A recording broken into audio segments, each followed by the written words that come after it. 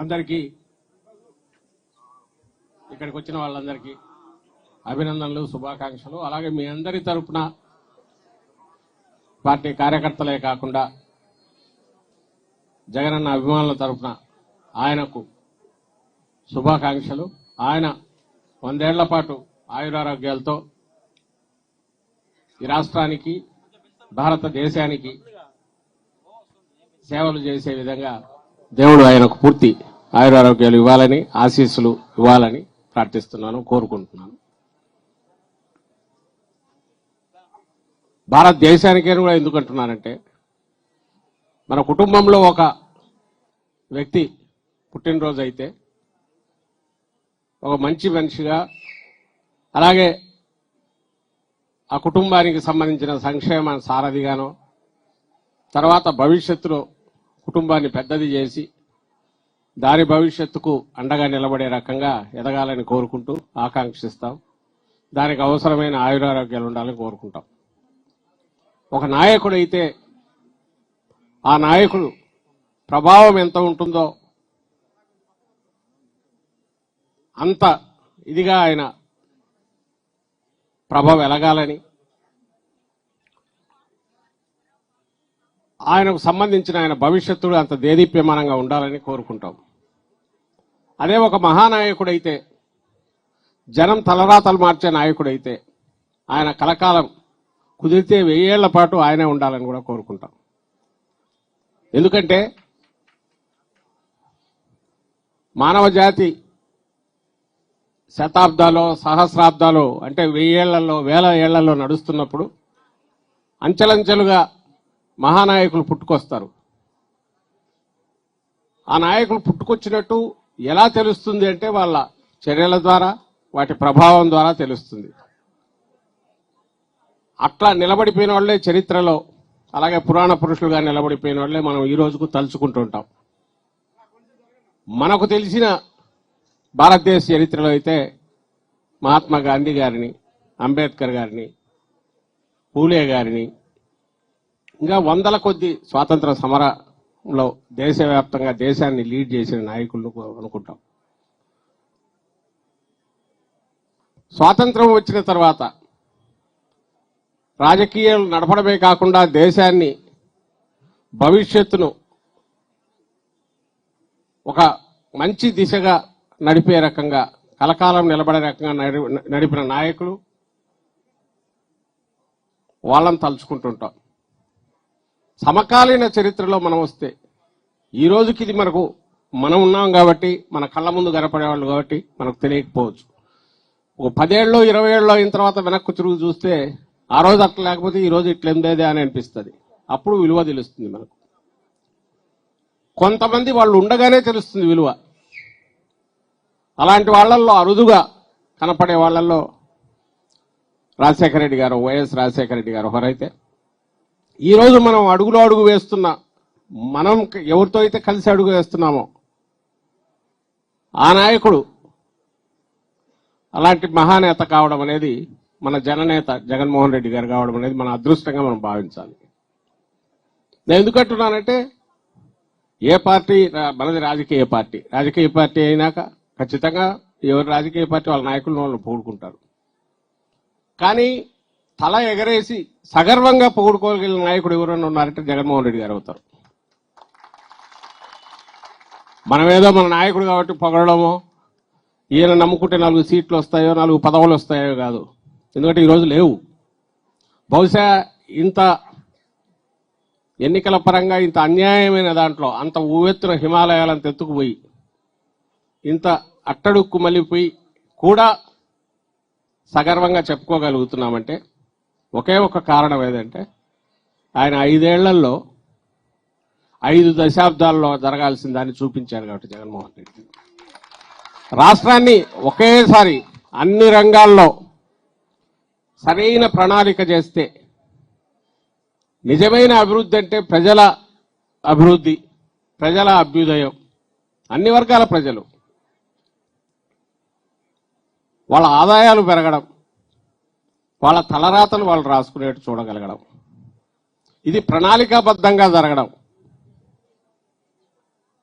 ఏముంది, అప్పులు చేసేసి లక్షల కోట్లు తెచ్చి పంచైనా చేయొచ్చు. కాలా, అట్లా చేయలా. 5 ఏళ్లలోనే మనందరికీ తెలుసు, రోజు మనం తలుచుకుంటూనే ఉంటాం. పేద పిల్లలే కాదు, దిగువ మధ్య తరగతి వాళ్ళు కాదు, మధ్య తరగతి వాళ్ళు కాదు, ఎవరైనా సరే మేము ఏపీ నుంచి వచ్చాం, మాకు మంచి ప్రభుత్వం ఉంది, మంచి పాలకుడు ఉన్నాడు అని చెప్పుకోగలిగిన ప్రభుత్వం 19-24 మధ్య మనం ఇచ్చామా లేదా అంటే ఇచ్చాము. 100కు 100% అని చెప్పుకొని సగర్వంగా చెప్పుకోగలిగిన పరిస్థితులు మనం ఈరోజు ఉన్నాం. కాబట్టే 24లో ఇంత ఇదిగా ఎన్నికల్లో పడిన తర్వాత కూడా ఈ ఏడాదిన్నరలోనే ఎన్నికల్లో ఓడిపోయిన వారం తర్వాత మొదలుపెట్టి ఎక్కడ ఈ ప్రభుత్వం, చంద్రబాబు నాయుడు గారి ప్రభుత్వం, ఈ కూటమి ప్రభుత్వం తప్పులు చేసిన నిలదీయగలుగుతున్నాం. లక్షలాది మంది రోడ్ల మీదకి వస్తున్నారు. నాయకుడు మన ముందుండే నడుపుతున్నాడు, ఎక్కడా వెనకడుగు వేయట్లేదు. ఎందుకంటే ఎన్నికలే పరమావధి కాదు, ఎన్నికలు ఒక పార్ట్ మాత్రమే. నిజమైన రాజకీయ పార్టీ, ప్రజల పక్షాన ఉండే పార్టీ దేనికైనా ఎన్నికలు ఒక పరీక్షలు లాంటివి వస్తుంటాయి. అవే గీటురాయి, అది లేకపోతే దుకాణం బంద్ చేయాలని కాదు. చేసిన వాళ్ళు చాలా మంది ఉన్నారు, చేసుకుంటూ పోతున్నారు కూడా. అంటే దానికోసం ఏదైనా ఎంత దిగజారి అయినా సరే ఎన్నికల్లో ఎట్టో ఒకటి నెగ్గాలనుకునే రాజకీయ పార్టీలు ఉన్నాయి, అదే రాజకీయం అనుకునే వాళ్ళు ఉన్నారు. కానీ వైఎస్ఆర్ కాంగ్రెస్ పార్టీకి అది అలాంటి కాదు. వైఎస్ఆర్ కాంగ్రెస్ పార్టీకి ప్రజల అజెండానే మన అజెండా. ప్రజలకు సంబంధించిన ఆకాంక్షలు నెరవేర్చడం, వాళ్లతో అడుగు వేయడం, వాళ్ళ సమస్యలను తీర్చడం, వాళ్ళ పక్షాన ఆలోచించడం. ప్రతి కుటుంబం కూడా నా కుటుంబం లాంటిదే, నా కుటుంబం ఎట్లా బాగుండాలనుకుంటానో వాళ్ళు అలాగే ఉండాలనుకోవాలి. అందుకోసం ప్రణాళికాబద్ధంగా వాళ్ళకు హెల్ప్ చేయాలి. వాళ్ళంతటా వాళ్ళ తలరాత మార్చుకునే రకంగా వాళ్ళ కాళ్ల మీద వాళ్ళు నిలబెట్టాలని జగన్మోహన్ రెడ్డి గారు ఏదైతే అనుకుంటున్నారో దానికి అనుగుణంగా ఈ పార్టీని అతి తక్కువ కాలంలోనే తీర్చిదిద్దారు వైఎస్ఆర్ కాంగ్రెస్ పార్టీ. అందుకే ఇది ఒక క్రమశిక్షణ కలిగిన పార్టీగా ఎన్నికల్లో జయాపజయాలతో సంబంధం లేకుండా ప్రజల పక్షాన్ని నిలబడింది. మనందరం నిలబడాం.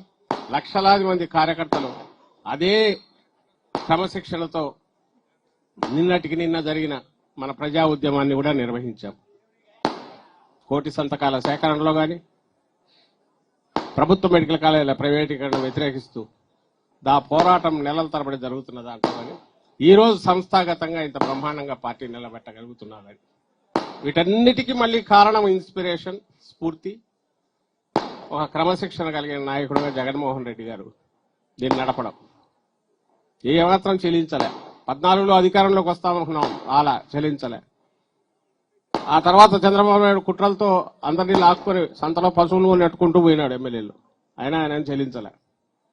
నంద్యాలలో సకల శక్తులు ఒడ్డి వాళ్ళను బై ఎలక్షన్లో ఇచ్చేశారు, అయినా చెల్లించాలి. ప్రజలు ఉన్నారు, ప్రజల కోసం నిలబడినాము, ఇది ఒక పార్ట్ ఆఫ్ మన జర్నీ ప్రస్థానంలో అనుకున్నారు. ఆ తర్వాత 19లో మనం ఏం చూపించాం. అండ్ మేనిఫెస్టోకు నిజమైన అర్థం కల్పిస్తూ అబద్ధ హామీలు ఎన్నైనా చెప్పిండొచ్చు, ఆ రోజు చెప్పలా, 24లో చెప్పలా. 19లో ఏది చేయగలిగాడో చెప్పాడు. 99 మనం మార్కులు వేసుకున్నాం. కాదని అనగలిగిన ఇదెవరికి లేదు. 99.5% అంటే 99.5% మేనిఫెస్టో ఇంప్లిమెంట్ చేశాం. సగర్వంగా చెప్పుకోగలిగాం. దేశంలో బహుశా ఏ రాజకీయ పార్టీ కూడా ఎన్నికలు కాగానే, గెలవగానే, అధికారంలోకి రాగానే మేనిఫెస్టో నాకు భగవద్గీత, బైబిల్, ఖురాన్ అని చెప్పి, నాకే కాదు మీ అందరికీ కూడా అది ఉండాలని పార్టీ నాయకులకు చెప్పడమే కాకుండా ప్రభుత్వ యంత్రాంగానికి కింది వరకు అవి ప్రింట్ చేసి జనం వచ్చి చూసుకొని వాళ్లే ఆడిట్ చేసుకోగలిగేట్టు పెట్టిన రాజకీయ పార్టీ కానీ, నాయకుడు కానీ, ఆ ప్రభుత్వం కానీ ఇంతవరకు దేశంలో లేదు. ఒక్క వైఎస్ఆర్ కాంగ్రెస్ పార్టీ అంటే మళ్ళీ జగన్మోహన్ రెడ్డి గారి ఏ ధైర్యంతో ఆయన చేశారంటే తను చేయగలిగినవి మాత్రమే చెప్పాడు. ఈరోజు చేసి వీళ్ళు చెప్తున్నట్టు చెప్పొచ్చు, ఏది చేయకుండా అన్ని చేసేమని కూడా చెప్పచ్చు, that is a different issue. But చెప్పింది చేయడమే కాకుండా చెప్పిన దానికంటే ఎక్కువ చేసి ప్రతిదీ టిక్కులు పెడుతూ ఇది పూర్తి చేశాను ఈరోజు చూడండి అని చెప్తూ పాలన సాగించిన ముఖ్యమంత్రి ఎవరంటే జగన్మోహన్ రెడ్డి గారు చేశారు. ఇది మనం సగర్వంగా చెప్పుకునేది. కాబట్టి ఈ రోజు మళ్ళీ నెక్స్ట్ 3 ఏళ్ల తర్వాత ఎన్నికలు వస్తాయి. ఈ జర్నీ సాగుతుంది. ఎన్నికల్లో ఈ రాష్ట్రంలో మళ్ళీ అత్యధిక మెజారిటీతో 151కి మించి, అప్పటికే డీలిమిటేషన్ అయితే 225 సీట్లు వస్తే 200 స్థానాలకు పైగా గెలిచి మళ్ళీ అధికారంలో ఇక్కడ చేపట్టి ఏదైతే 5 ఏళ్లలో 15-20 ఏళ్ల ముందుకు రాష్ట్రాన్ని తీసుకెళ్లగలిగిన జగన్మోహన్ రెడ్డి గారి పాలన నుంచి ఈరోజు మళ్ళీ దాన్ని 15 ఏళ్లు వెనక్కు తీసుకుపోతున్న చంద్రబాబు నాయుడు కళ్ళ ముందు చేస్తూ లక్కుపోతుంటే చీకట్లోకి దాన్ని మళ్ళీ ఒక 30 ఏళ్లు ముందుకు తీసుకుపోగలిగిన మన పాలన, జగన్మోహన్ రెడ్డి గారి పాలన ప్రజలు తెచ్చుకుంటారు. మనం చేయాల్సింది ఏంటంటే ఆ ప్రజల్లో ఉండడం. మనం చేయాల్సింది ఆ ప్రజల్లో ఉండడం, క్రమశిక్షణ కలిగిన సంస్థాగత నిర్మాణం పూర్తి చేసుకుని పార్టీ ఎప్పుడు ప్రజలకు అందుబాటులో ఉంటుందంటూ ప్రజల్లో ఉంటూ జగన్మోహన్ రెడ్డి గారి ఆయన ఏదైతే బాటా పెట్టుకున్నారో నెక్స్ట్ 3-4 ఏళ్లకు దిశానిర్దేశం ప్రకారం మనం అడుగులేస్తూ పోతే ప్రజలు ఈ రోజే నిర్ణయించుకున్నట్టు మనకు ఎక్కడ చూసినా ఏ రోజు ఏ కార్యక్రమం చేపట్టినా వస్తున్న రెస్పాన్స్ బట్టి చూస్తే అర్థమవుతుంది. రాష్ట్రం నిర్ణయించుకుంది, ప్రజలు ఎదురు చూస్తున్నారు ఆ ఎన్నికల కోసం. వాటి రాగానే ఎప్పుడు వస్తే అప్పుడు 175 అయితే 151 కంటే పైన, డీలిమిటేషన్ అయ్యి 225 అయితే 200కు పైన స్థానాలతో మళ్ళీ మనం రాష్ట్రాన్నిలో ప్రభుత్వాన్ని స్థాపిస్తాము. ఆ స్థాపించడం అనేది ఒక చారిత్రక ఆవశ్యకత. దానికోసం ప్రజలు ఇప్పటికే కృత నిర్ణయంతో నిశ్చయంతో ఉన్నారనే విషయం కూడా ఇప్పటికే తేట తెల్లమైందని చెప్తూ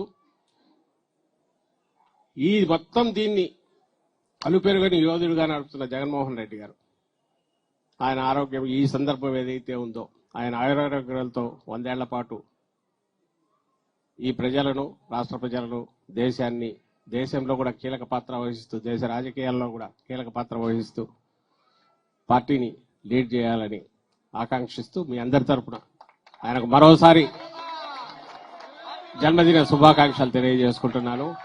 హ్యాపీ బర్త్డే జగనన్న. గట్టిగా హ్యాపీ బర్త్డే జగనన్న. షేర్ చేయండి, లైక్ చేయండి, సబ్స్క్రైబ్ చేయండి. మరిన్ని వీడియోల కోసం బెల్ సింబల్ పై క్లిక్ చేయండి.